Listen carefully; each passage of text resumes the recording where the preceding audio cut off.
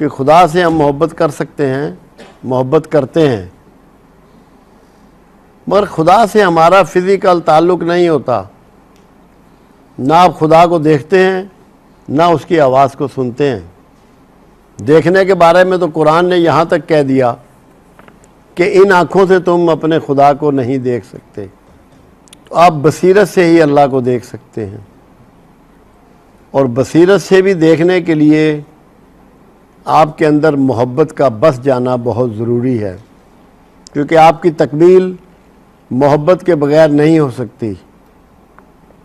اب کوئی بھی کام، کوئی بھی خدمت، کوئی بھی مروت بغیر درد اور محبت کے نہیں کر سکتے، اور جب تک یہ آپ میں نہ بھر دیا جائے، یہ آپ میں موجود نہ ہو، آپ کسی کے لیے بھی کچھ کرنے کے لیے تیار نہیں ہوتے۔ ایک بہت بنیادی بات یہاں سمجھ لیں، ہم بھی دیگر جانداروں کی طرح ایک جاندار ہیں، اور وہی جبلتیں اور وہی جذبے رکھتے ہیں جو دیگر جاندار رکھتے ہیں، مگر جو چیز ہمیں جانوروں سے ممتاز کرتی ہے اور انسانیت میں داخل کرتی ہے وہ صرف یہ ہے کہ جیسے دیگر جانور اور جاندار صرف اپنے لیے سوچتے ہیں، مگر جب ہم انسان بننا چاہتے ہیں تو ہم دوسروں کے لیے سوچنا اور بہتری کرنا شروع کر دیتے ہیں۔ ہماری ڈیلیوری دوسری مخلوق کے لیے جاری ہو جاتی ہے، اور جب تک ہم دوسروں کے لیے کچھ کرنا شروع نہ کریں، کچھ ڈیلیوری شروع نہ کریں، ہمیں محبت کرنی نہیں آتی۔ یہ ایک اصول ہے، اس کے بغیر جب تک آپ میں محبت عود کرنا آئے، آپ اپنے پروردگار سے بھی محبت نہیں کر سکتے۔ حضرت علی کرم اللہ وجہہ رضی اللہ تعالیٰ عنہ سے پوچھا گیا کہ علی، خدا کے ملنے کی جگہ بتا سکتے ہو؟ اللہ کو ملنے کا پتہ بتا سکتے ہو؟ فرمایا جی بتا سکتا ہوں، اللہ کو ٹوٹے ہوئے دلوں میں تلاش کرو،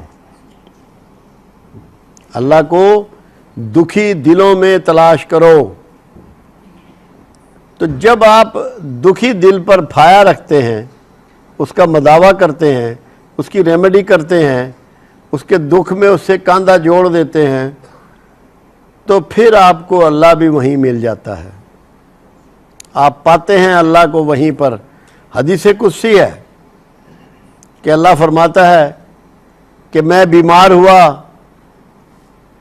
کیا تو میری عیادت کو، میری تیمارداری کے لیے آیا؟ اے اللہ، کیا تو بھی بیمار ہوتا ہے؟ فرمایا اگر میرے بیمار کے پاس آتا تو مجھے وہیں پاتا۔ پھر اللہ فرماتا ہے کہ میں بھوکا تھا، کیا تو نے مجھے کھانا کھلایا؟ اے اللہ، کیا تو بھی کھاتا ہے؟ اللہ نے کہا اگر میرے بھوکے کو کھلاتا تو مجھے ہی کھلاتا۔ جب اللہ اتنی بڑی بات فرما رہا ہے کہ جب تک آپ کے اندر اس کے بھوکے کا، اس کے مفلس کا، اس کے دکھی کا، اس کے بیمار کا درد پیدا نہیں ہوگا، اللہ سے آپ کا تعلق پیدا نہیں ہوگا۔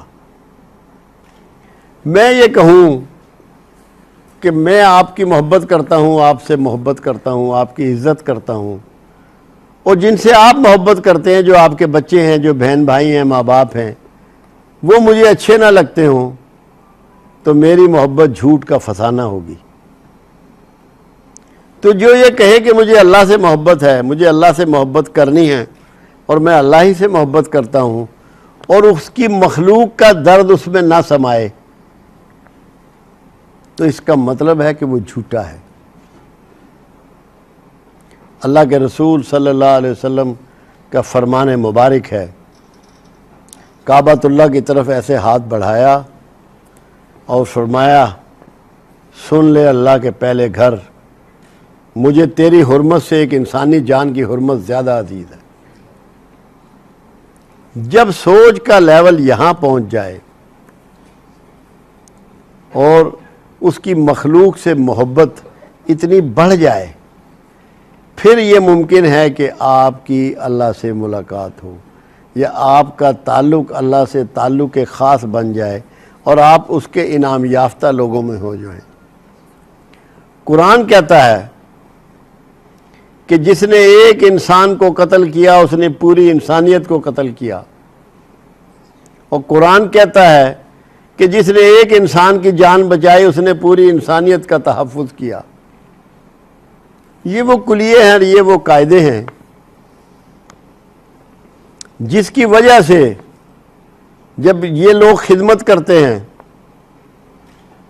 تو وہ محبت ان کے اندر پیدا ہوتی ہے جس کو پروردگار عالم ریکگنائز کرتا ہے، قبول کرتا ہے، اور پھر آپ کو ایک بہتر انسان بناتا ہے، انعام یافتہ انسان بناتا ہے، اور اللہ بھی پھر آپ سے محبت کرنی شروع کر دیتا ہے۔